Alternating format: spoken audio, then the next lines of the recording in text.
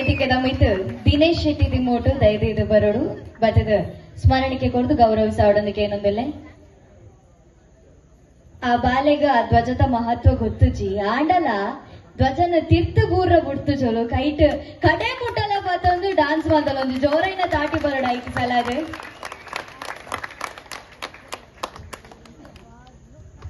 ನನ್ನ ಕಟ್ಟ ಕಡೆತ್ತ ಒಂಜಿ ಡಾನ್ಸ್ ಮಾತ್ರ ಬಾಕಿ ಉಂಡು ಐದು ಬೋಕ ನಿಗಲು ಮಾತೆಲ್ಲ ಕಾತೊಂದಿಪ್ಪು ನಂಚಿನ ಗಳಿಗೆ